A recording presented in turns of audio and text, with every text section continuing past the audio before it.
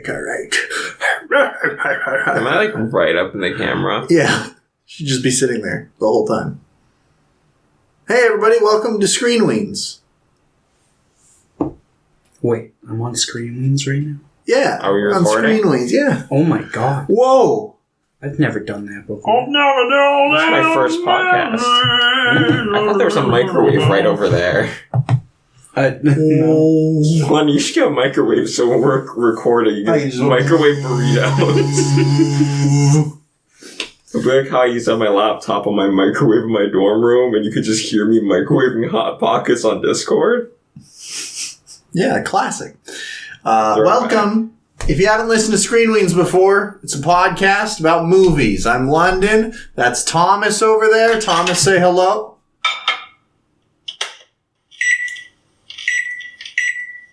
Can I see it in the frame? No, it's the microwave over there. That's Thomas. He's playing microwave sounds, and Can you with put us, Pop-Tarts in the microwave? No, wait. Forget about that. Ignore that for now. and with us is Pierre. He's on here sometimes, and he also does Assault on Anime on our YouTube channel. Today we're talking about all of the newer Monsterverse Godzilla movies from 2014 and onward. So that's Godzilla, that's Kong Skull Island, that's Godzilla King of the Monsters, and that's Godzilla vs. Kong. So it'll be pretty exciting. But as always, we're going to just talk about random shit for a bit. I like that. That's the best part of the podcast. Thomas, I have some awful news for you. The most viewed podcast on our YouTube channel is now The Wrong Turn one. Has 2,100 views. I think that one's that good. Why? I do not know, because it's Wrong Turn. It's just niche horror stuff. If we did a video on Terrifier, it might get a lot of views. Well, like a podcast. Wait, you did one on Terrifier. Well, I did one on the first Terrifier. Maybe. We need one on Terrifier 2 to catch that relevant wave. He won't release it, so... What's the guy's name? Damian Leone. Yeah, Leone. we need to do... You should see if you can interview him. Like on Discord or something. Oh, why me? Because you love Terrifier. You're the one that made me watch Terrifier. I didn't make you watch it. I was like, hey, Terrifier exists. And you're like, I'm going to watch this on my way. One of my coworkers has an Art the Clown tattoo. Maybe this is a little bit late, but I was about to say this amazing joke that maybe all the people viewing the Wrong Turn video made a wrong turn on YouTube. Yeah. It's kind of late, though. The weird side of YouTube. When I watched the first time I watched a Wrong Turn movie, that was my review. It was like, I should have made a wrong turn when picking this movie. Classic. But yeah. Thomas, you watched anything else this week? Yeah, I watched Tucker and Dale versus Evil. I rewatched it. Did you like it still, or? I don't think, I think there's enough in it where I was still able to enjoy the movie to a certain extent, but the plot is definitely contrived to say the least, and the character of Allison is not good. Yeah. And I don't like the joke that they end on with the Quagmire-esque character knocking that girl out, and then they're like, should we do anything about it? Nope. And then they kiss and the movie ends. There's definitely some issues with that movie, but I don't know. It's a pretty relaxing watch for me. It's like an easy, fun watch. I think I would have liked it a lot more had Tucker's character actually been in it, like the title had suggested. He's in 3 scenes. It's Dale and Allison. Yeah, it's mainly Dale and Allison versus some crazy asshole. Classic. Yeah. Pierre looks so sad. He's like, I fucking hate them. Okay, you watched that? You watched anything else? I watched the first couple episodes, or I guess serials, of classic Doctor Who. Is it good? I haven't seen. I've only seen New Who. It's dry. It's definitely dry, but I mean, not moist enough for you, huh? Yeah. Now, if I watched it underwater, I mean, I'm definitely gonna watch more of it because I want to get to the good classic Who, John Pertwee or whatever his name is, Tom Baker, Sylvester McCoy. Tom Baker is such a British name. Yeah. He's like the signature, like, classic Who with the long scarf and the, like... Oh, he's the curly scarf brown- boy. Yeah. He's... Scarf boy. That's what they always call them. Every villain of See you Doctor Who, they're like, hey, Scarf boy. Yeah. But, I'm watching it and I'm like, God damn, I just want to watch, like... I want to start at Christopher Eccleston and just... And then watch stop my after work. Christopher Eccleston. No, I like David like- Tennant's run. I like Matt Smith's run. Yeah. I think Matt Smith's run is kind of a mixed bag, but overall I enjoy it. And I never watched any of I watched the first, 12 episodes of the Capaldi. I think Capaldi's a really good doctor, or he should be a really good doctor. Writing's fucking trash. What's up? Why are you raising I your have a Doctor hand? Who question. Okay. So they switch out the actors, and I get that's because the character's kind of reincarnating in the moment or something in a new form. Yeah. Can you watch Doctor Who in the way where you watch one actor's run and you feel like you get a complete story, and then you can stop there? sometimes. Mostly. Yeah. I'd say yes. At least for new Who stuff. Yeah, I'd say with David Tennant's run, it leans a little bit on Eccleston's run because it starts with the companion Rose, and that stuff carries over. So that's all the Russell T Davies era. And then after David Tennant leaves, they brought in Matt Smith, and that's the point where they were like, let's pretty much just hard cut everything. They brought in new companions, new doctor, and it basically kind of soft rebooted. So 11 you can jump into, and it's 9 and 10. I just but wonder if 9 there's is an overarching story that's been running for 40-ish years. or something. There are overarching returning villains, but they won't be the villain for the entire season. Yeah. It'll be oh, it's Catboy, the leader of the Decepticons. He's back after 42 years. Yeah. What happened? Oh, I was floating in space in my big litter box, but New Sounds like Who an episode. New Who vaguely references and alludes to Old Who sometimes, but it's not anything super explicit. Pierre, the first episode of New Who is about mannequin men. Do they call it New Who? No, it's called Doctor Who. So it's not a What's New Scooby-Doo situation where it's just New Who.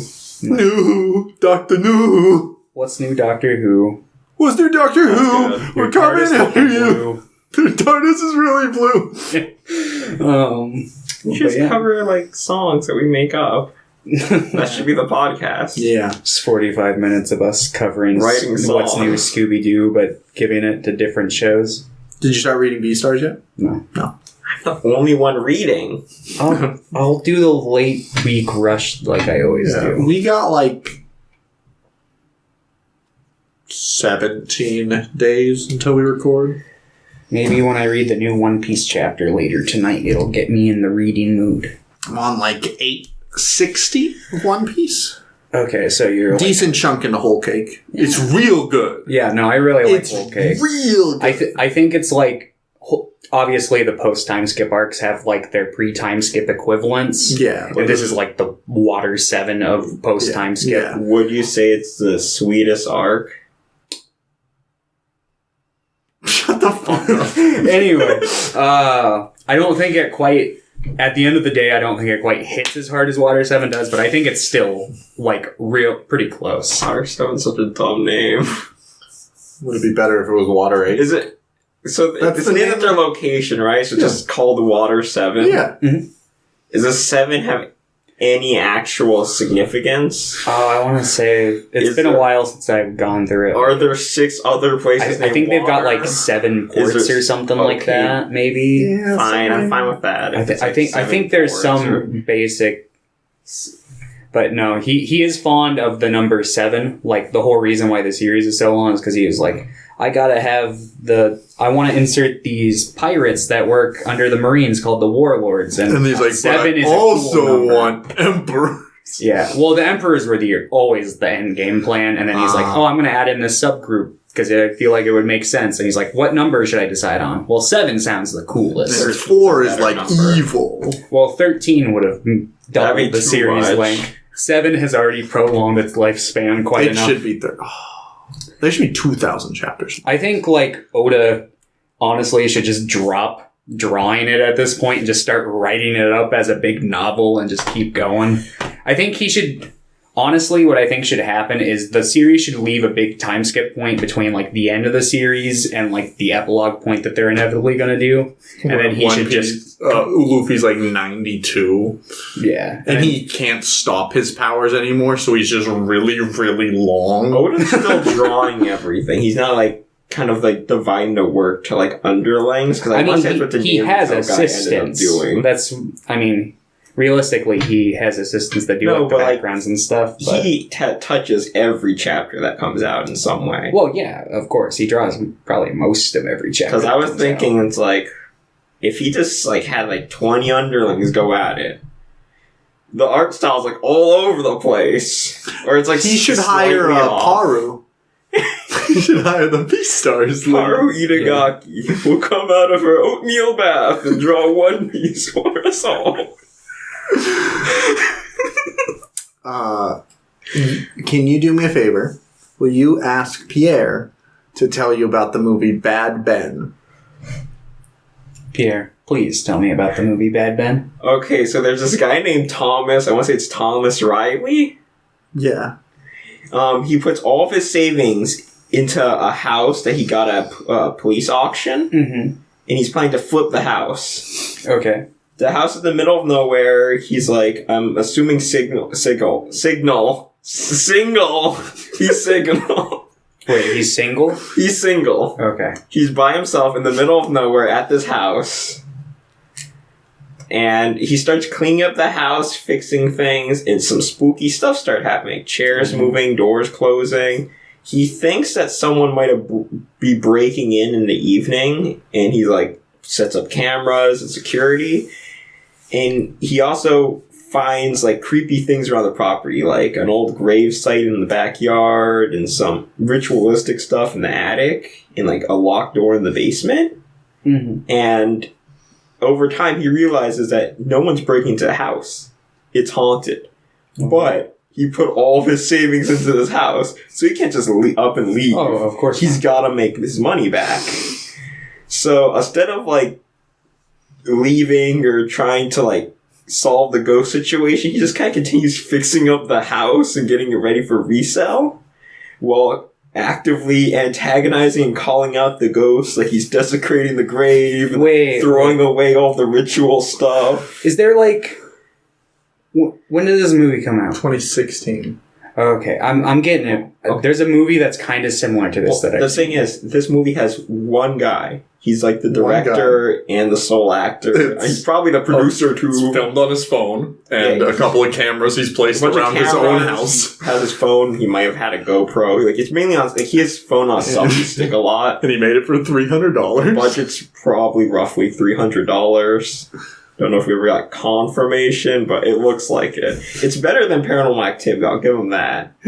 But it's just like the anti-ghost movie. He's just yelling at ghosts the entire yelling at ghosts. There's a scene where a chair starts moving to block his path to get to the basement because he's going to like check out what's going on there. He just simply moves the chair moves back, he moves it back, like pulls it back out the way again. They go back and forth for like a minute. He's like, knock it off, or stop doing that.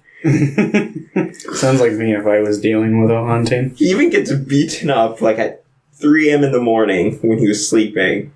He's like bloody, he got strangled. He's just like, cleans himself up in the bathroom and then continues calling out the ghost. He's like, you think you can stop me?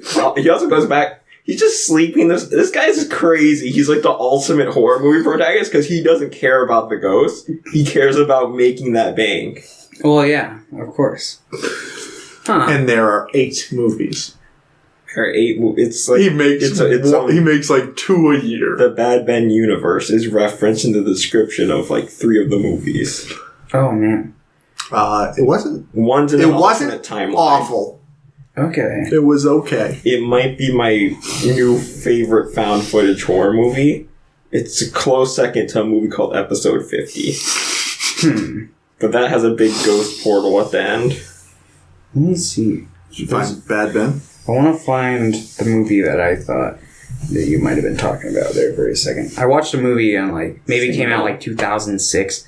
It's like a comedy horror, mostly comedy. It's like this kind of Weasley guy is trying to sell a haunted house. I don't remember it being very good. But Yeah, it sounds like Thomas Riley. That was the original Batman. movie. He saw that movie and thought, I can do a better one. Also, Bad Ben doesn't play like a comedy. It feels like one, but I feel like it's supposed to be a horror movie. Yes, this is the movie I was talking about. The Selling of Scary Manor. We should watch that.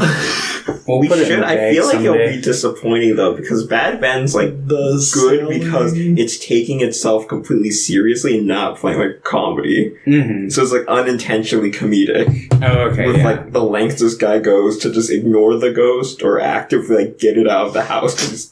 At one point, he sees a message scrawled in the ashes of a dead baby that says "Not your home." He's like, Somebody "It brushes is it away now." and is I don't know about you, but I bought this place. I got the deed. Yeah. We also finished Skate the Infinity.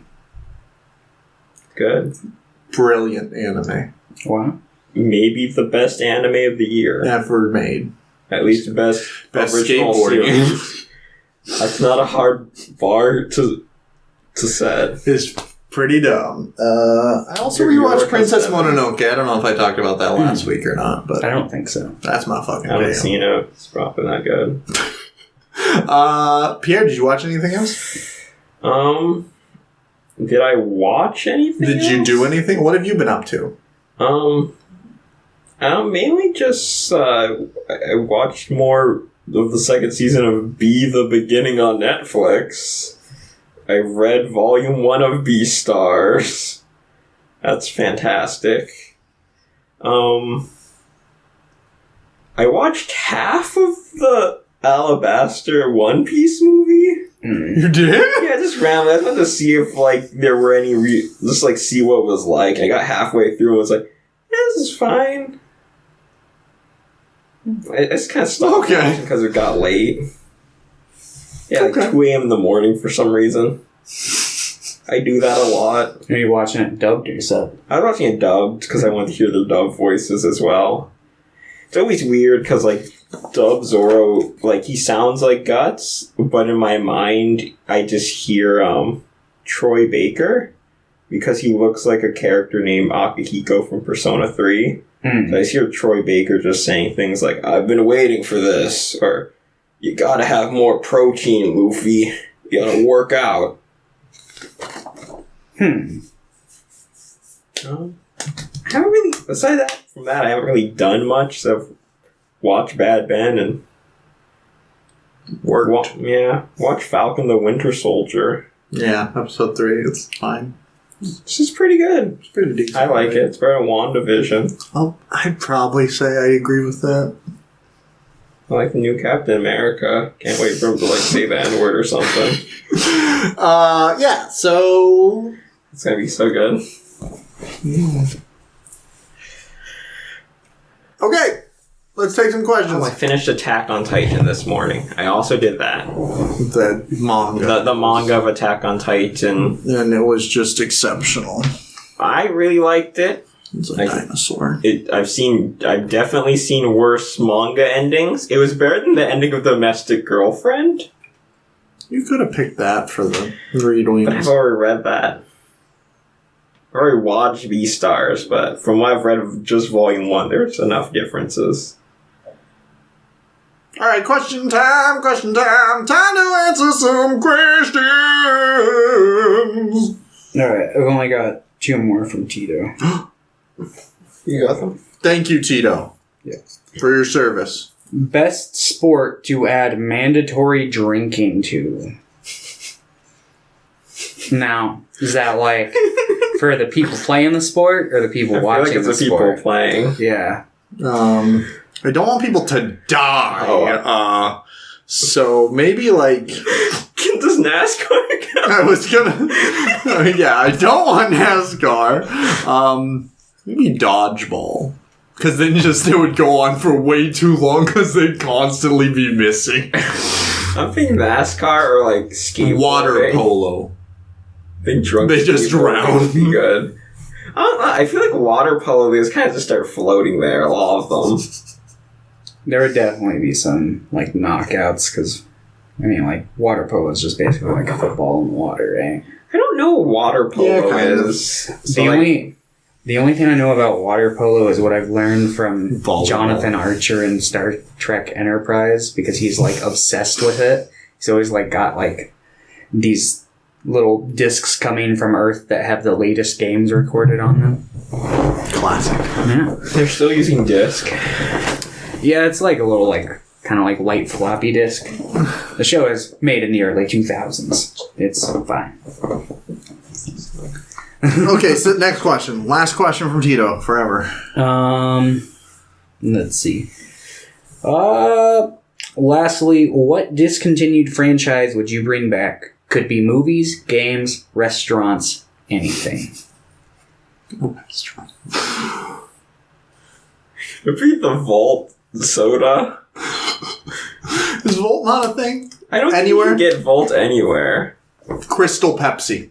It's Pepsi, but crystal. Crystal meth. Bring back crystal meth. Let's see. They need to bring back the Transformers trading card game. I bought the Transformers trading card game because I'm obsessed with dead card games that aren't officially supported anymore. It's pretty good. So, I'm gonna save this until The Simpsons eventually gets canceled, so then I can bring it back. So that it's just like this dead, lifeless corpse that's puppeteered forever. Fair. I don't know. What about you, Thomas?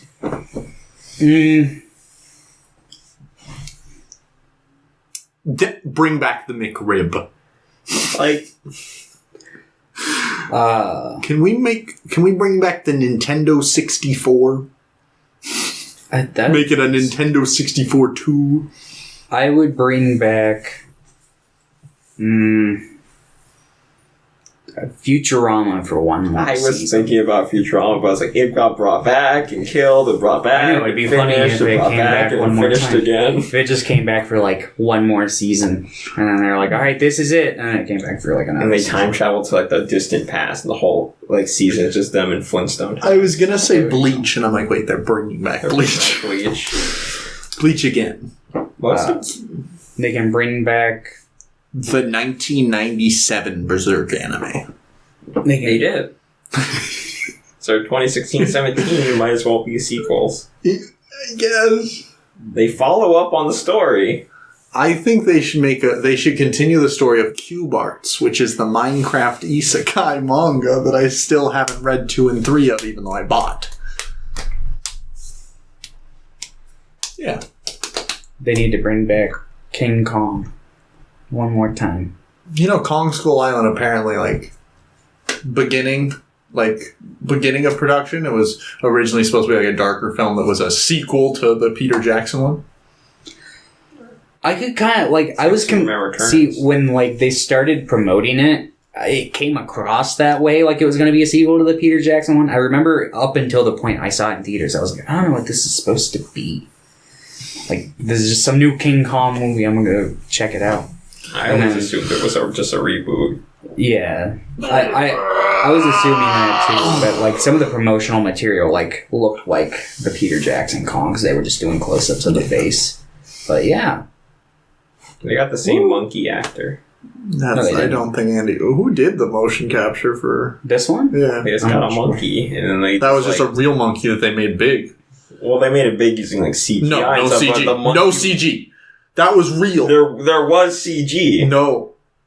They put him on an island. A monkey can't get that big without people killing it. The only CG... Well, that's why they had to take him to the island was first. They scaled him up against a green screen. I don't think the U.S. government will allow such a thing to exist. Well, this was during the Obama administration. Obama Jordan, Obama himself would go down there and end no, it. you see, the director was best friends with Obama's wife. Obama has Obama has no friends. Obama was like, we can cut down the costs of drones and we can just use Godzilla Obama's instead. just sitting in the Oval Office with a big map of Allegasia behind him, thinking about how lost he is without his stone.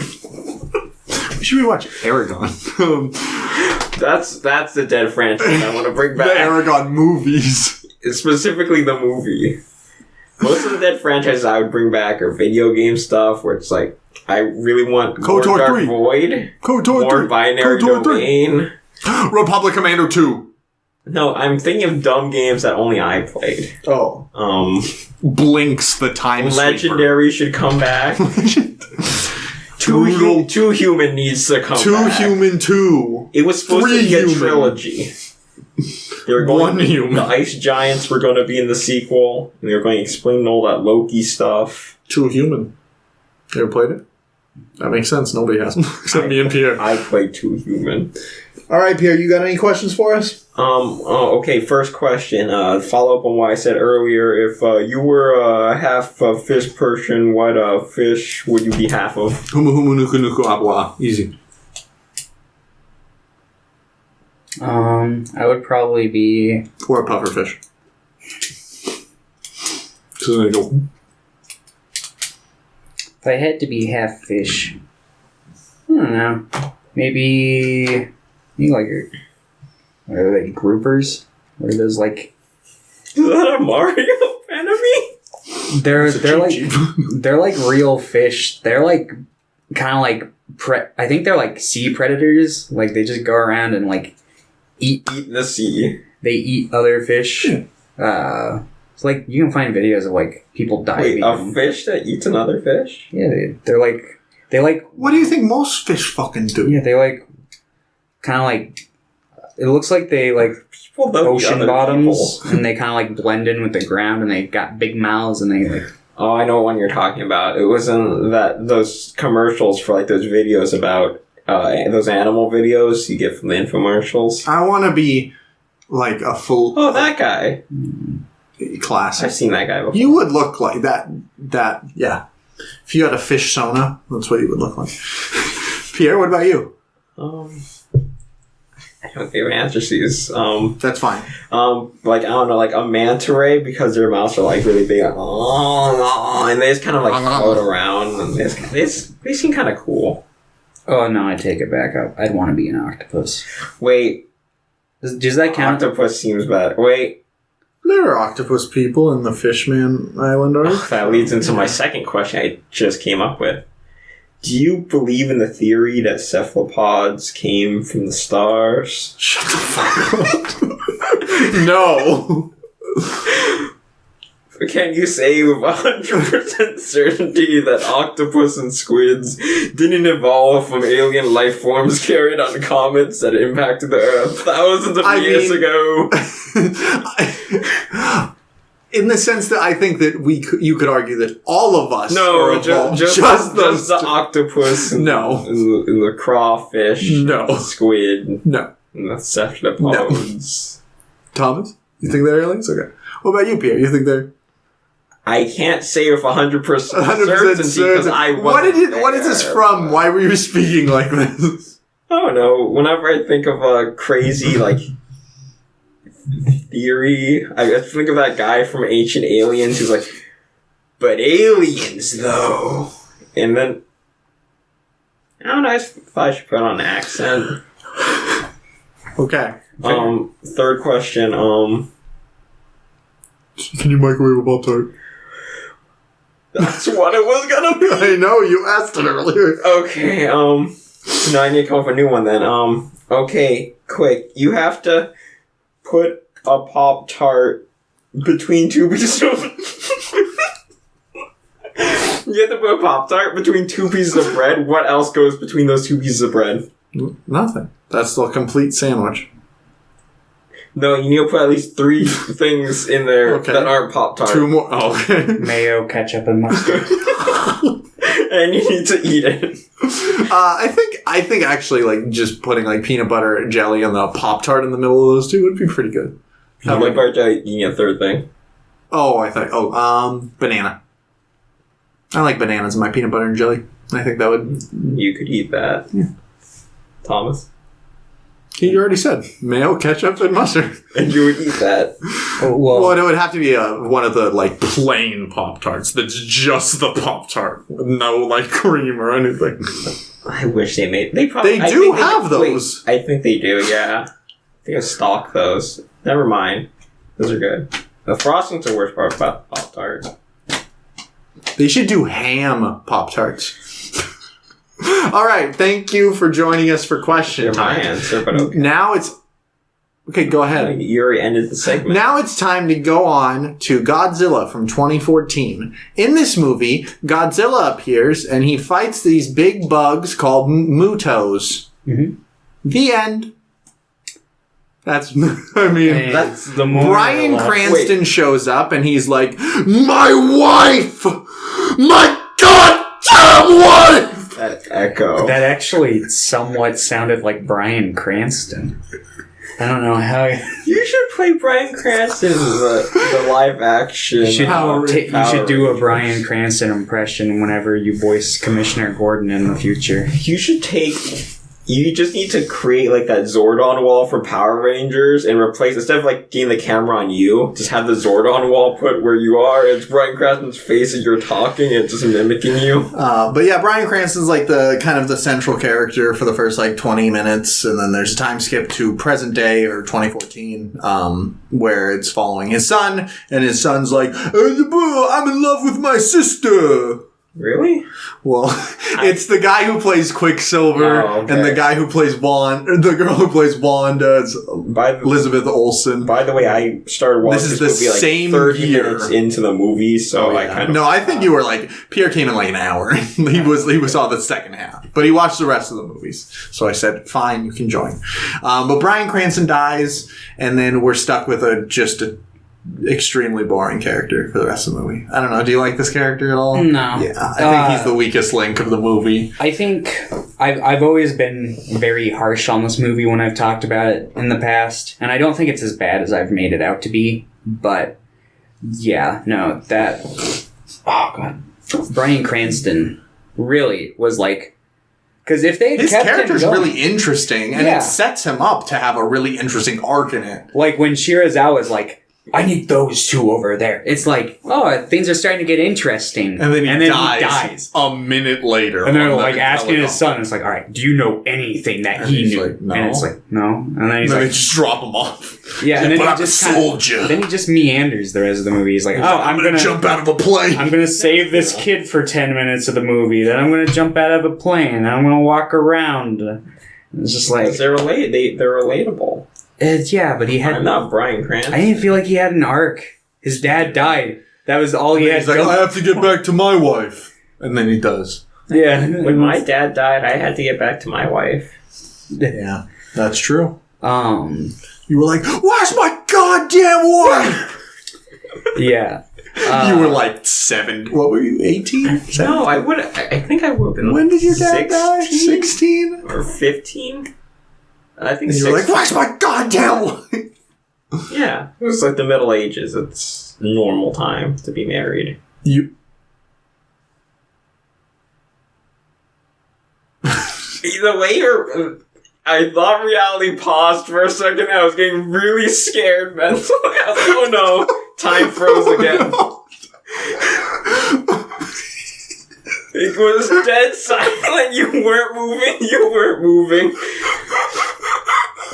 I think that's like the first time in a while I've actively been scared, and I thought time froze.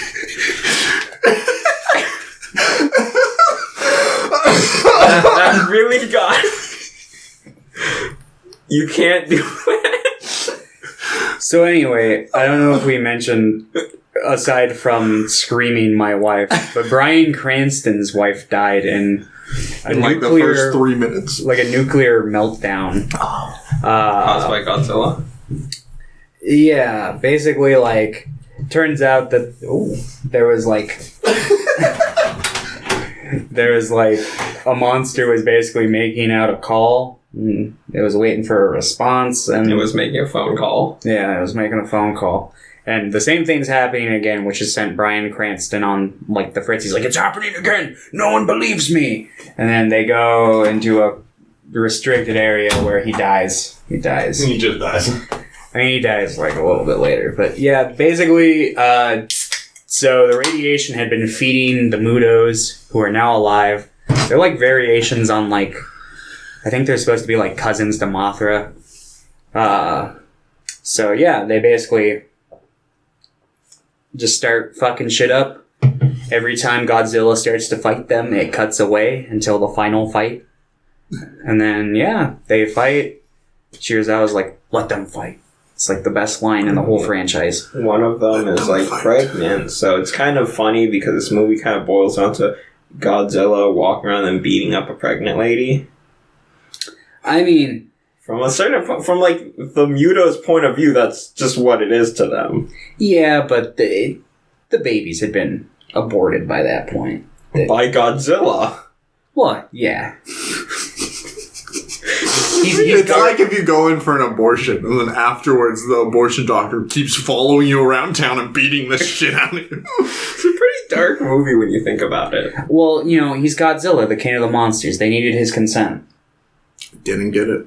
Yeah, was a however, I think this terrifying movie's pretty person. enjoyable. Like, it's pretty Yeah. decent enough. I think that, I don't know. Like, it looks really nice. I think all these movies look really nice. Yeah, I think... I like the design of Godzilla. I think the version that's on HBO Max might be the new remaster they did, because this movie used to be really dark, like to the point where you couldn't see anything. And I think... Well, I watched HBO. I could see everything. Yeah, they just recently did like a 4K restoration where they like lit everything. You're like, yeah, there's a 4K restoration. All they did was like, put it up! Put the lights on! It's like, oh shit! We forgot to turn the switches on the first time around! Yeah. So I was actually able to see what was going on in this the one. dials off. Yeah. It's like this turn the brightness up. HD remaster. Buy it for $49.99. We move the slider up. You could tell that they were trying to hide some of the blemishes in the CG, because they basically do the same thing with the next movie, because everyone was complaining like, we can't see, and then in the next movie they're like, all right, we'll obscure it, but just with some like really bright neon fog. And then the third movie, they're like, all right, fine, you want to see him fight during the day. And Godzilla vs. Kong had some pretty clunky CG in some parts. I don't know. I didn't mind any of this. I think it's overall fine, but I could see why they had been I thought was rough, but there's a couple points where they're in the Hollow Earth where I was getting some real Spy Kids vibes. Maybe that's why I liked the Hollow Earth. And maybe, it made me like nostalgic. I'm like, I don't know why, but but yeah. So it was just like, yeah, Godzilla fights the Mutos and he kills them, and then everyone's like, yeah, Godzilla's cool. and then he walks in the water and the movie ends. Yeah. All of these movies just end. Which is fine with me, because I'm like, whatever. I because it's either that or it cuts back to humans. I always like don't like the human subplot. Foot touches the water and his back is turned to you, the credits will roll. Perfect. Regardless. Yeah, like I thought this movie was fine. Like in general, I don't love all of the Godzilla movies I've watched. The only one I've really liked is Son of Godzilla. Mm-hmm. But like I haven't seen the original in a long time, so I just say I haven't seen it, and I haven't seen like Shin Godzilla, which I've heard are the two like best. I really like Shin's their first name, right? Yeah. Godzilla's like the family. Shin's his given name. Well, his name's actually Shinji. Yeah, Shinji Godzilla. Everyone calls him Shin. Yeah. He thinks Shinji sounds like he's a kid. He didn't want to get mixed up with the Evangelion. Yeah. People kept on making fun of him in middle school. And his name's actually Sean. Sean Godzilla. I think it was Shanji. But yeah, like yeah, it's enjoyable for a Godzilla movie. I think I haven't loved a lot of them, but I enjoyed it. Yeah, I think that they could have easily made this movie a lot better than it turned out if they had just kept Bryan Cranston, I don't or know. just had a better, no, I don't think the actor for the guy, his Sons at Fault, Aaron Taylor Johnson, No. or whatever, it's just it's just He the didn't have worst anything. character. He's so nothing. Yeah, because he was basically built up to be like the fucking Moriarty to the fucking Sherlock, and then Sherlock dies, and they're like, all right, Moriarty, solve this case. And he's like, I've just been taking notes this whole time. Is Moriarty the sidekick, or is he the villain? Moriarty's That's, like the Watson arch Moore. villain. Watson, That's what God Moriarty's damn like. it. I'm like, Sherlock I and don't Moriarty remember him are being going built hand- up as like the arch villain of his dad. They're right. Yeah. Oops. That analogy is good though. Yeah. The criminal solving the mystery? Why? I'll incriminate myself. Yeah. And yeah, it's just, I think this movie could have been really good, but I enjoyed it still for what it was. Yeah. It's fine. You would give this a 5. Mm-hmm. You would give this maybe a 6? Yeah. And Pierre? Pierre didn't watch it, but he would give it like a 5. I'm gonna rate it. I'll probably give it like a 5, maybe a 6. It had the part where they dive out of the Yeah, plane. let's say it's like it had a couple really cool scenes, like them diving out of the plane. I actually did like that bridge sequence where like it's nighttime and they're walking under the bridge and on the bridge and this flaming train and Muto's going by. Mm. Like I love cool visuals, but the story itself is kind of meh. Now let's talk about Kong Skull Island from 2016. Mhm. This movie's awesome. Yeah, no, I This movie's really- I think it's from 17 too. So, okay, sorry, I'm a fucking liar. I'll double check. But apparently Thomas thinks I should be It's guillotined. gonna be 18. Yeah. No, because I think Kong or King of the Monsters came out 19. I think these films generally have had 2 years between them. Yeah. But it was, With the it was exception of this 2017. one. Okay. And then, so this was 3 years later. Yeah, this one. You had told me, you had always said, yeah, you had always been like, yeah, it's fun, but not great. You had said that, but I enjoy yeah. it. I never wanted to oversell it and be like, yeah, it's great, because I don't. Because yeah, it's a fun, entertaining movie. It knows it's dumb. It doesn't really try that hard. If I had one major critique, I'd say they'd maybe try to put too many characters into the movie. I feel like he gets rid of a lot of those characters really fast. I feel like Tom Hiddleston and Brie Larson's character are probably the two least. They should have just But made then John. Tom Hiddleston had the part where he had the gas mask on and he was slicing Yeah. by I think if fucking this pterodactyl. movie had opted to maybe put the focus on John Goodman, Samuel L. Jackson, and John C. Reilly's character, they probably could have made it work better and developed more on them a little more. Yeah. But it's fine. I enjoy it. I like dumb King Kong hero fighting dinosaurs on the island. It was, it's so It's- much fun. Yeah, this movie knew that the monster fights were a big part of the appeal and actually followed through with it. And it sets up the seeds for the fight in the King Kong vs. Godzilla. And there's some really, really cool monster designs. Like the fucking bamboo spider, I really like. Yeah, the bamboo That was spider. cool. That's a sequence that I just always remember when I think about this movie. Mm-hmm. I was just like, what the fuck? I literally... Such a good sequence in the bamboo forest and the spider. Yeah, and there are sequences that are less than just kind of random things that happen, that just are out of the blue. I didn't love the scene. There was that one scientist dude or whatever who just wants to go home, and then they're on the boat, and just suddenly pterodactyl just pick him up, and they're like, oh well, and then that just ends. I'm like, okay. Yeah, it's I don't know. They seem being ripped apart. I feel like they were just writing, and they're like, oh fuck. We forgot. We don't know. We just left this character out. We gotta kill him quick. I didn't write anything for them. Just get them out here. Mm-hmm. But in general, I think this movie is just really fun, and I do really like. I really like the look of all these movies. There is some clunky CG every once in a while, but I like the aesthetic they go for, and I like how goofy the tone is of this movie in comparison to all of the other ones. Yeah. It's just this is dumb, and it's you're fully going into it. Mm-hmm. Yeah, the Godzilla movies maybe take themselves just a tad too seriously. Which is surprising. At least I was surprised how serious King of the Monsters was, because when I saw it was directed by Michael Dougherty, I'm like, he made Krampus and Trick or Treat, and he wrote like X2. Like he knows how to have fun. And I'm like, I was just like, what? Why isn't Godzilla doing a backflip? Yeah, I feel like there's a huge kind of divide in the fan base between what they want from Godzilla. Yeah, like some people like the campier Showa era, which is what I like, where he like flies on his tail and does the groovy little Godzilla and his dance. son's like, I'm not doing that. Yeah, like the shit like that. Like, but some people like the more aggressive, like Heisei era Godzilla. Yeah, this is, different strokes for different folks, I get it, but obviously the people that like the darker tone are stupid and ugly, and I hate them. No, I'm just kidding. Just kidding, haha.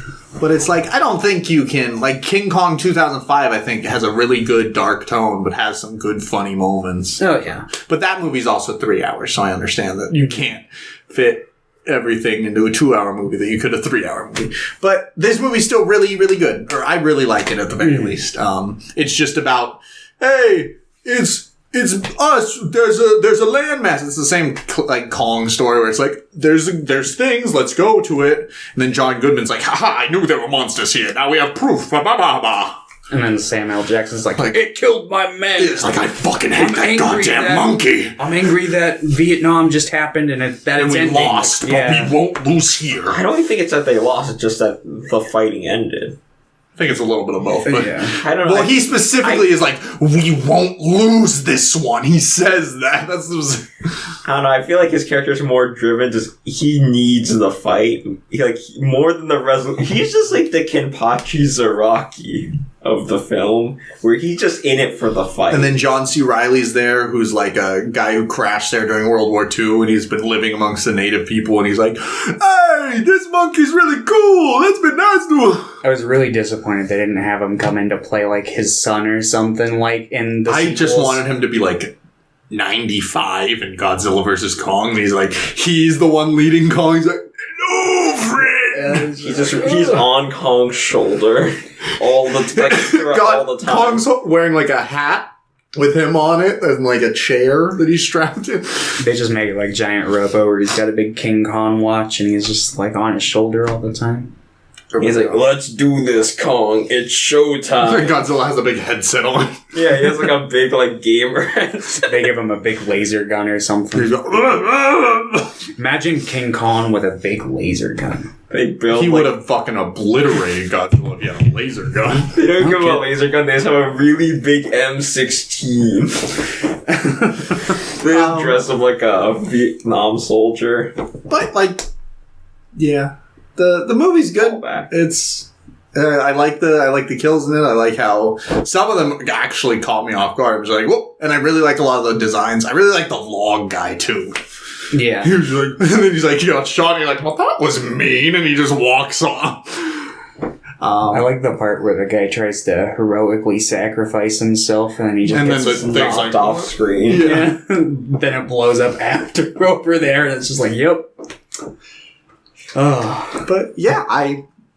Also, I really like the music in this movie. Yeah, I love good music choices. I think I thought the music was fine. Like I like some of them. They were good choices for the time period. Like it fit well.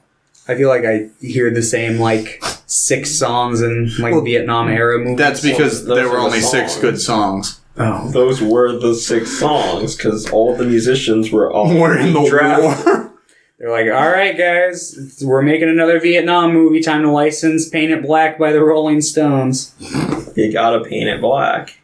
Well, you gotta. Yeah, but... You gotta be paranoid. Nah. Any other thoughts? Every fucking episode. Who just messaged you? Me. Call him. It's a group chat. Just call him. Call the group. Absolutely. Why not? Hey guys, you're on an episode of Screen Weens, and you're interrupting. Ask them what they think of Godzilla vs. Kong. I don't want to. Okay, that's okay. Any other thoughts on the movie? Kong Skull Island? Yeah. All these movies are extremely basic because they're kaiju movies, which is fine. like they're not super deep. Scroll crawlers are okay. Not the best design, not the worst design. Yeah, they're fine. They're fine. I like that there's more multiple than the skull crawlers. I might as well. Yeah, I'd probably also say that though. I'm in this weird place where it's like I would rather have the thing have like multiple legs or no legs at all instead of just like weird worm body and arms. If it's like a big monster thing, I don't know. It just seems like impractical. Then again, Nami's like the second best lead character, so they have no legs. Well, all right. Yeah. Kong Skull Island.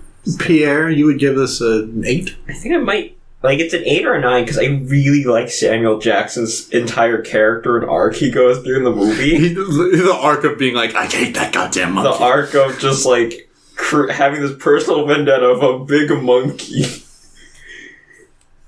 And just, like, going against all logic because he's gotta have revenge against this monkey.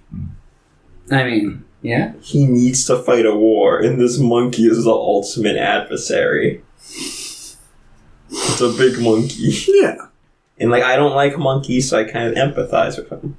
Because I also would want to, like, dump a bunch of napalm on King Kong. Yeah. Okay.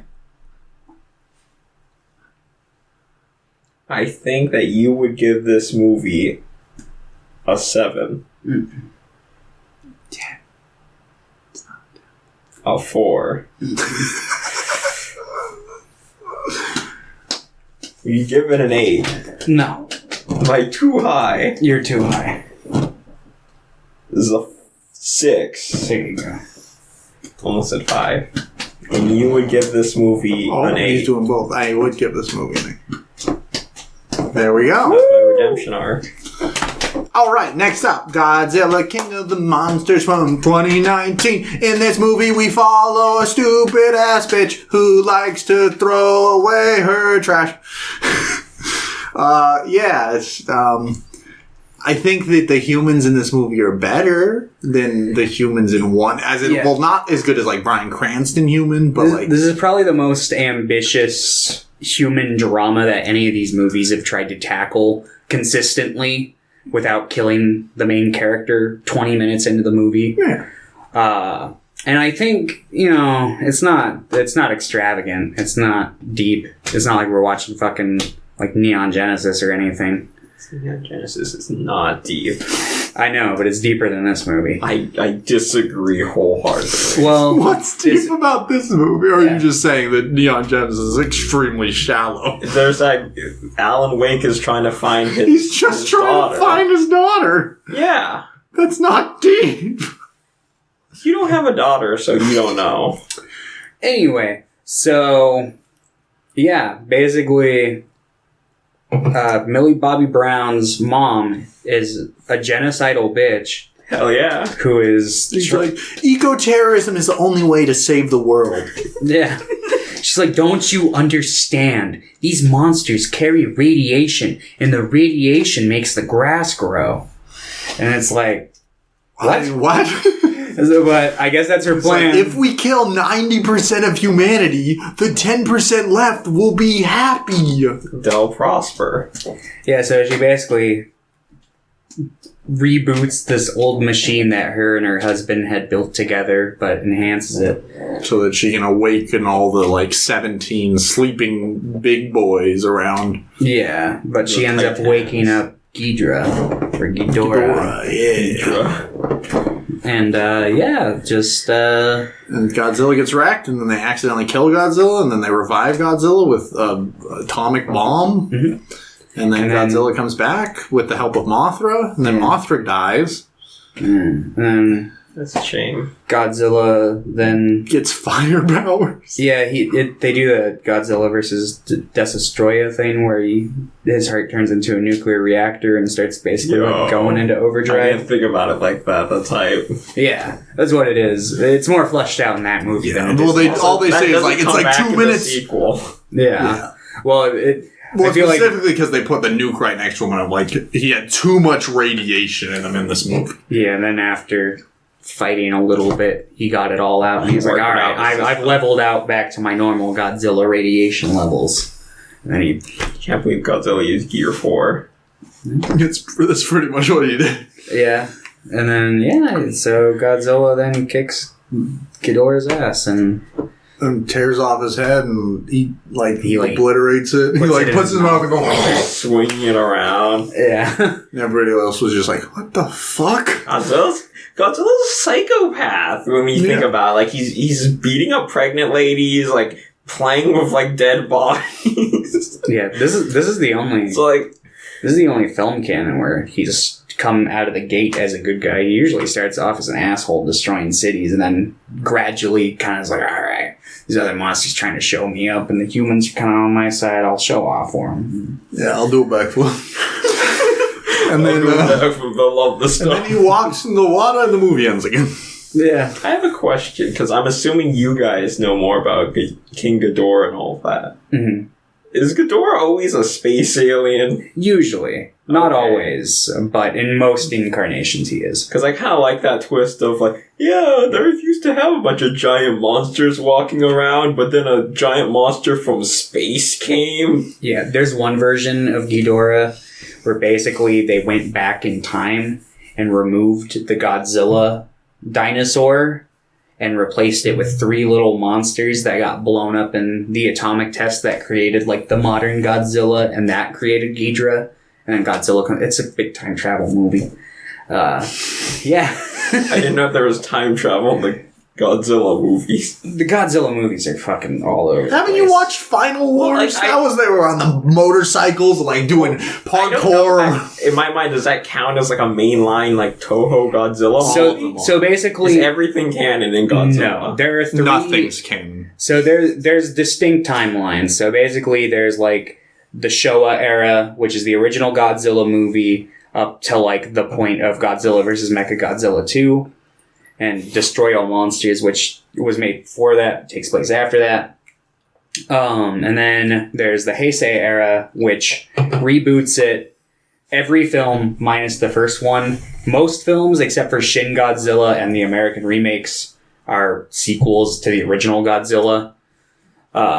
So the Heisei era happens, and then there's the Millennium era is what I think it's commonly called, which is like... Is that like the late 90s, early 2000s? The early 2000s. So that's from like Godzilla 2000 to Godzilla Final I remember Wars. watching one of those, and all I remember is just some... And those ones are all riding a mostly... bike. Yeah, that's Final Wars. That's all...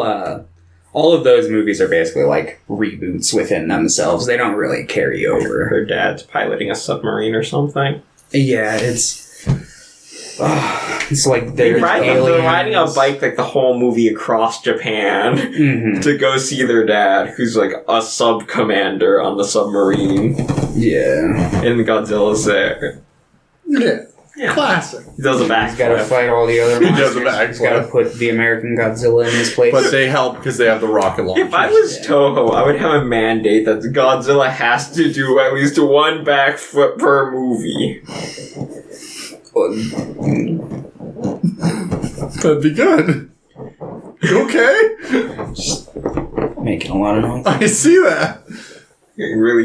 You okay, Thomas? Yeah, I'm fine. You're pissed. Godzilla cannot do a backflip. I mean, I'm fine with Godzilla doing backflips. Maybe not every movie. But Every movie.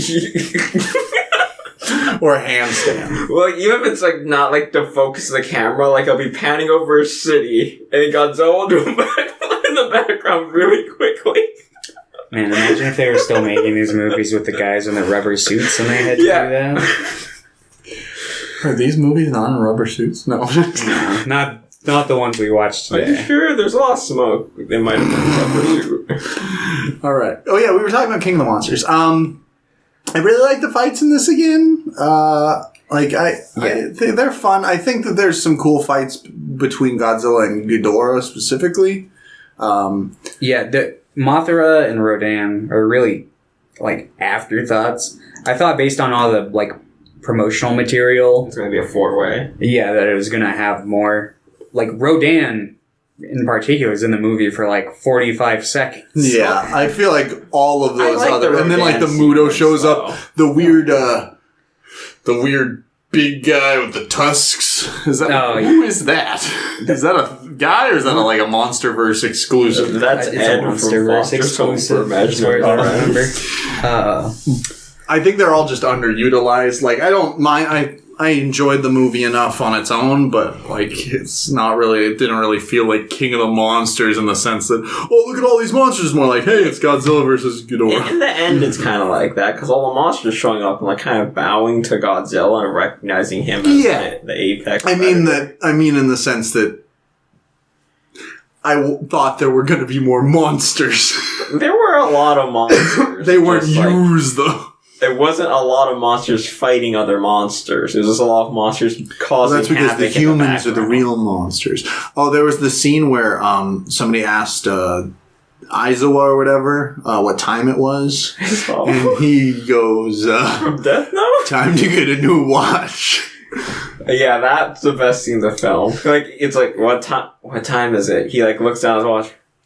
Time to get a new watch. I liked his little sacrifice scene. I thought that was nice. Goodbye, old friend. Yeah. It looked really cool. Yeah. I felt like killing off his character and the actor from The Shape of Water. Yeah, she just got obliterated. Yeah, I like was- out of nowhere. I'm just like, oh. Because I felt like I really liked their characters, even though they didn't really do much in either movie. And I was like, they could be like the through line for all of these movies. Like they can be like the like Samuel Jackson as Hawkeye for the like this Samuel Jackson as Monsterverse. Hawkeye. I was blanking on Hawkeye, and I was like Samuel Jackson. And then I As remembered Hawkeye. the Hawkeye. Yeah. I wish he played Hawkeye. Doesn't he play Hawkeye? He plays Nick Fury. Fury. God He plays damn Nick it. Fury I and don't know. Hawkeye. Jeremy Renner plays Why am I Hawkeye. getting characters I don't know. so mixed up today? You weren't even thinking about the Marvel Hawkeye. You were thinking of Hawkeye from Full Metal Alchemist. I guess. If you were Lieutenant Bradley. Hawkeye. Anyway. Yeah, so... Yeah, I don't know. I felt like they could have probably kept those characters going for some more movies, but I liked the scene where Hirasawa died. Forgetting. I'm blanking on how. If it's Shirazawa or Hirasawa. I'm pretty sure it's Shirazawa. It's with an S. But yeah, I liked that scene. I thought it was probably my favorite scene in the movie. And then Godzilla comes back and he's all juiced. They have that guy. He's like, that lizard is juiced. Was that a line? Yeah, it's that one comedic guy who keeps like making. Oh yeah, the Thomas one soldier Middleditch? guy. Or which one? You mean the soldier? He's like part of like the computer team. He's just kind of. Oh yeah, I know what guy you're talking about. He's He's the guy who was like, yeah, He's the he says Hirasawa do it let him all. fight. Like he references Yeah. The white hair guy. He's in Cabin in the Woods. He is. Yeah. He has kind of the similar role in Cabin in the Woods too. Yeah. I feel like this might have been the most visually impressive movie to look out of all the movies. It's like it's the one I remember the most based on its like visuals, just because everything felt really big. I also really like the look of Ghidorah's yellow lightning. Yeah, it was really interesting to see like this kind of a CGI take on Ghidorah, because he's usually done with practical effects, so you don't get like the full intended... You don't get the head coming out of him being reborn. You usually don't get like the scope of movement that you can get with CGI, so it was really interesting to finally get this kind of version where you get to see that. I also like Mothra's redesign with the like Yeah. prompt. I like all the designs in this. I like the Like, weird all the tusk dude. all I'm the not sure if monsters look I'm really crazy cool. about Rodan's design. Yeah, I'm Rodan's... kind of like... Rodan just reminds me of, like, I can't remember his name, but it's like the default dragon monster from Monster Hunter. Rodan. It might as well be called Rodan. Duran. Duran. Can't remember what it was, but I do really like the Rodan sequence where it's like going through the city and then like it just creating like an updraft of air, flying people away. Yeah. I It's think doing spins. I kind of just wish that the mom wasn't just an eco-terrorist. Like I like that though. It's fine, but and then it's like the movie she comes back in. They're like, "Oh, we're a happy family again." I'm glad they killed her off because I'm like, you were Yeah, responsible for a lot of deaths, Have her lady. do like one heroic sacrifice at the end, and I'm just like, I get why like the ex-husband and the daughter aren't saying anything, but if I was one of the soldiers there, I'd be like, Can I hey, shoot her? this lady is responsible for like killing a couple billion people. I'm just saying that maybe if she wants to stay down there and do the thing, we can just leave her. You whine about it. Yeah. If she comes back, she's probably going to jail for the rest of her life. Yeah, no, her character was beyond redemption. Did you see this one in theaters too? No, this is the first time I had seen it. But yeah, I don't have much else to say about Godzilla King of the Monsters. Did they already have all this cinematic universe set up like ahead of time? Because I didn't watch the first half of Godzilla, but the second half it didn't have any of like the Monarch stuff. To my understanding, so they made Godzilla 2014 as a random shot in the dark, and then they started production on Kong Skull Island, and partway through the production, they're like, "Hey, we could probably work something out here," and then they probably plotted it out from there. Cause like in my mind, those two just feel so isolated from each other, and then this movie like smashes them together within like the first like 5 minutes. Yeah, so it basically from Godzilla Skull Island or Kong Skull Island. Jesus Christ, Kong Skull Island. They had it like half figured out, and they basically like got all the prep work done there, I guess, and kind of like It's so weird. Yeah, it does feel a little Like rushed. it worked out. It worked out better than like Justice League and Batman and Superman did. They had some better preparation than that for sure. But yeah, I guess let's talk about our ratings for this one. Thomas, you're giving this one a 6? Yeah. Pierre, you would give this one like a 5 or a 6?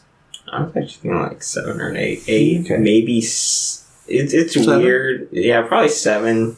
This movie has a lot of issues, but just like the spectacle of it all, it's just really good. And compared to like the first Godzilla movie in 2014, like you can see things happening without it being like nighttime and like covered in like fog. No, I mean, it's still nighttime, but there's a lot of Well, it's lights. nighttime, yeah, but you have like a lot of like shining lights and it looks cooler in general.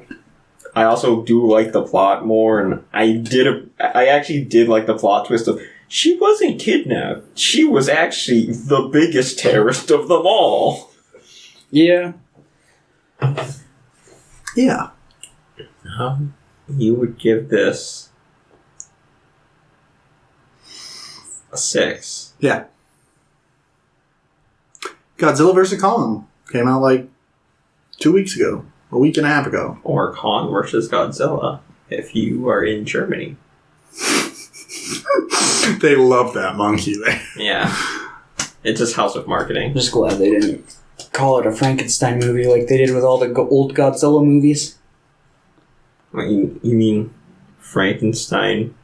So basically, because they're the old Toho movies, there's a couple of them that are Frankenstein based, like Frankenstein versus Baragon, and like War of the Gargantuous is a sequel. Frankenstein was a It's like kaiju. really big. Yeah. Okay. And basically, That's horrible. when Germany would like localize the Godzilla films, they would like basically be like, yeah, Frankenstein made Godzilla, so like all of the Godzilla movies were like Frankenstein's creations over there. So like they used Frankenstein in all the German titles. It was. I think I like Godzilla's design more than Frankenstein. Like I like Big Iguana over like horrible flesh golem. I mean, can you say that for certain? You haven't seen Toho's Frankenstein design. He has a gun. It's not true. He's got a big head. He's got a big head. It's like a bobblehead. I think I've seen that now. I think about it. Big head Frankenstein. But yeah, Godzilla vs. Kong. Or Kong's Journey Home. Journey to the center of the earth. I was surprised at how much this was like, felt more like a Kong movie a lot of the time. And then a lot of the Godzilla human plot stuff felt really tacked on. Yeah, I'm just gonna jump right out the gate here and say You hated this movie. Millie Bobby Brown's whole plot line. What did it serve? Who's Millie? It didn't. That's 11 from Stranger Things. Like, because it's like she's like. Well, they put the whiskey on there, and then the robot stopped for like half a second. That's how their whole journey throughout that movie led them to spilling something on a keyboard. Because that's like the I'm end glad. goal of Like the it's plot. interesting that they actually brought a character back. Like it's cool they brought a character, but then they just had her do nothing. That whole plot. There were so many better characters they could have brought back. Yeah, her arc with her father. Like was non-existent in the movie. It's like you don't believe me, and then she tries to call him later, and Pierre said he just hadn't called her this spent entire the whole time. last movie like searching for her and trying to rescue his daughter, and then like in Kong versus Godzilla, he just leaves home, tells his daughter, "You gotta stay here. This is for adults to fix the problem. See you later." And he leaves. He doesn't contact her at all for what I'm assuming is like the 2-week period. What do you mean? There's a scene in the movie where he's like been texting her, like it shows like his line of texts and calls. Maybe I missed that. Yeah, he's like, "Get in contact with me. Where are you?" I feel like I feel like at that point about it because then he's like, "Hello, who is this? Madison?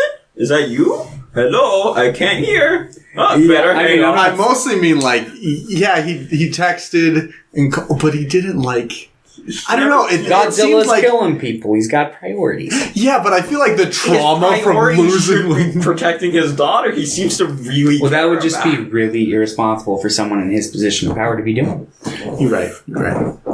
He's so righteous. But I like the Kong human stuff. Like, I liked the Kong stuff of being like, I like the Hollow World Earth stuff. It's all just really dumb, and I'm like, perfect. Hollow Earth was cool, and they allude to that in the other films. And I was kind of thinking, like, I would really like if the last movie is them going to the Hollow Earth, and they did. And I was like, it's good.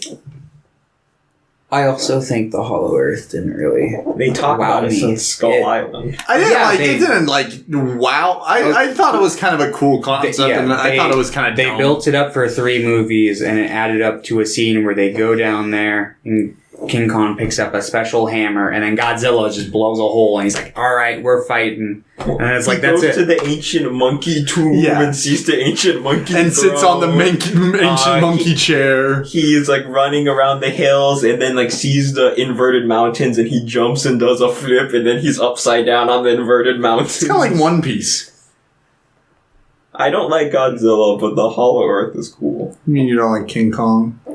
I made that mistake. Yeah. No. I'm not switching names. A lot of the ideas in this, I like the ideas of. I don't know if I like the execution too much. Like, I wanted to really like the Hollow Earth, and I think it's cool enough, but it's not like, didn't wow me. I like the dumb look of their little hovercrafts. The loss of Shirazawa from the last movie, I kind of felt that throughout this movie. Yeah. I was kind of disappointed they didn't bring, like, his protege. It seemed like Dr. Ling or whatever. Well, and they had his son. That was his son. Is his son the pilot? But they don't do anything with his character. Yeah.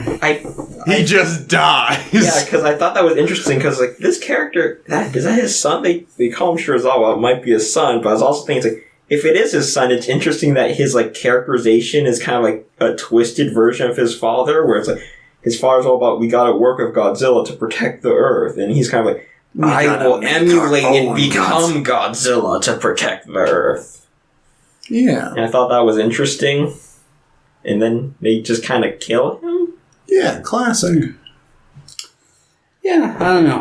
I personally wasn't too crazy about this one. And that honestly caught me off guard because I have like the lowest expectations for these movies. And like, as long as there's a decent amount of monster fights, I'm usually pretty satisfied. And I like the fighting aspect of this movie. Like, I thought all the beatdowns were pretty fun. But, like, I felt like the human side in this movie... It wasn't as good. It wasn't as good, and the movie didn't have that goofy factor that Kong Skull Island had to really drive it home for me. Yeah. It felt like a half-baked, awkward in-between the tone of Skull Island and, like, King of the Monsters. And I didn't think it really was all that effective. I think the entirety of the plot threads from the characters in the last movie are just weightless and didn't really contribute to anything in the film.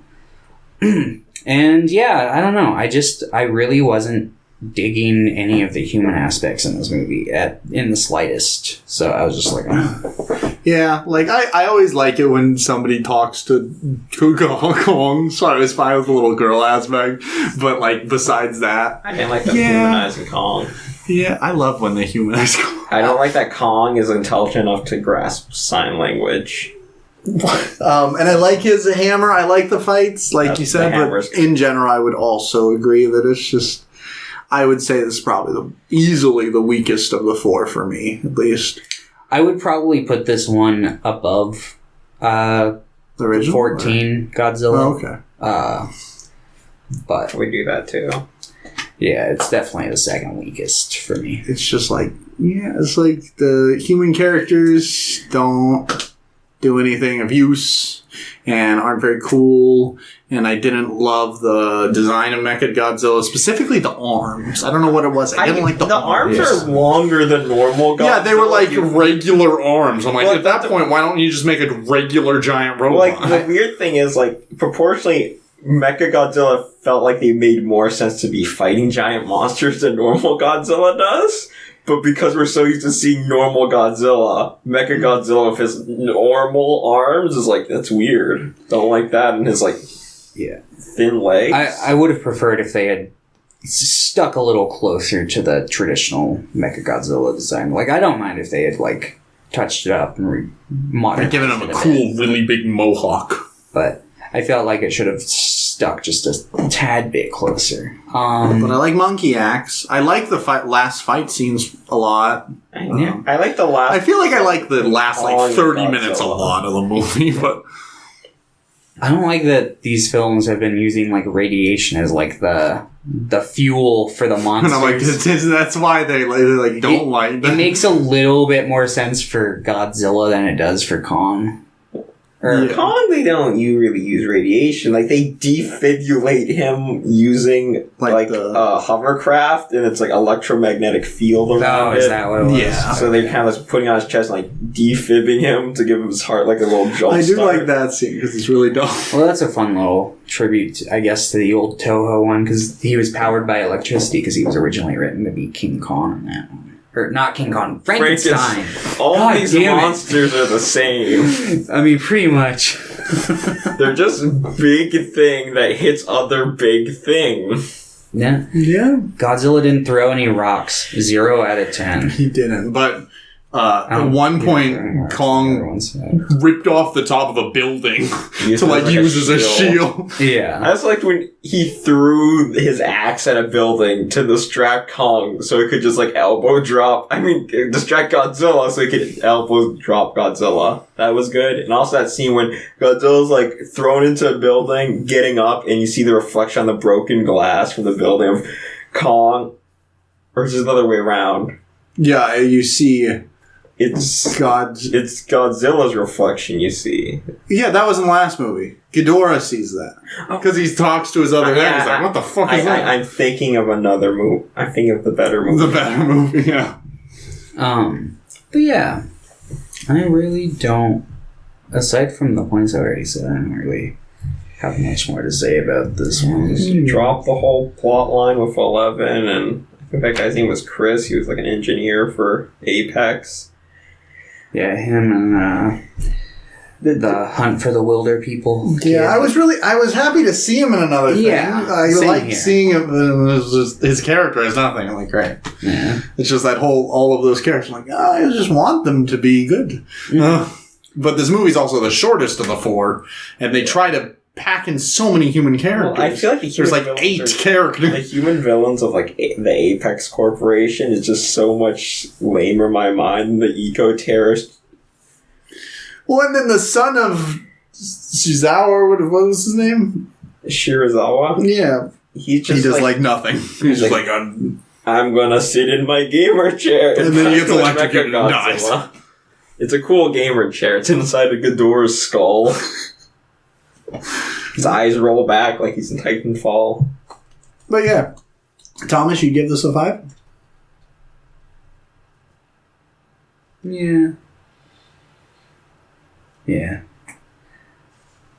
We would give this a 6. Yeah, I'm thinking like 6. I would give it a 7 if you just drop the whole plot line of 11, like getting to a computer and spelling some whiskey on it to like mess with a robot. Yeah.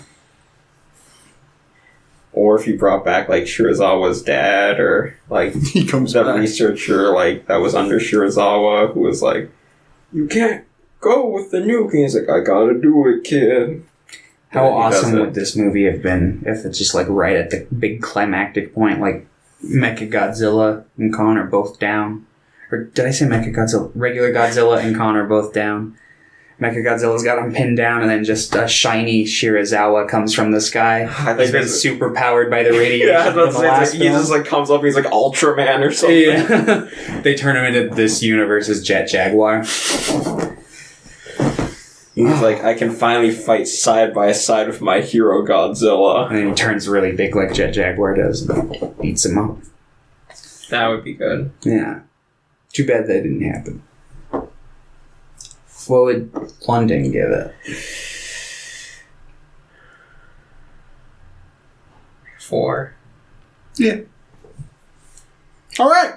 Godzilla episode done. Woo! Next episode, we got a request No, you can't do that. from like 2 months ago, but we were too busy doing a bunch of other shit. Yep. So Some thanks, podcast. Nick, for the request. We're going to be watching The Beast of War, which is from 1988. It's directed by Kevin Reynolds, who's you might know from he made Robin Hood, Prince of Thieves with Kevin Costner, and he also made Waterworld with Kevin Costner. So we're going to watch The Beast of War, and we're going to watch Fury by David Ayer. Maybe it's a movie he made that's actually good. We'll see. The 3 I've watched have not been too hot. Yeah, I remember watching Fury in theaters. I'll be interested to see, because I remember liking it enough when I saw it, but I was also like 14 probably, so. I think it came out in 20... Fury. Oh wait, no, Came out in I'm saying 2014, so you were 17. Oh. Whatever. Or maybe you didn't see it at all. But thanks everybody for watching or listening to another exciting episode of Screen Weens. If you have a recommendation for a movie we should watch, go ahead and just leave it in the comments anywhere, or email us at 2weensandascreen@gmail.com, or call Pierre at his phone number, which is 808-747. Don't actually say your phone number. I will put it I'm in. trying to remember. Stop the everyone video. say No, don't do it. No, stop. 87. No! You have to guess the last 2 digits, but if you can, send me a message. Give him a call. Mm. If I probably won't answer because I'll probably think that you're like A ghost. a ghost or like someone here to collect my soul or steal my money. A ghost. Ghosts aren't the only people looking for souls. Yeah, but they're the only people looking for money. All right, thanks for watching. We'll see you next time. Bye. Try not to die.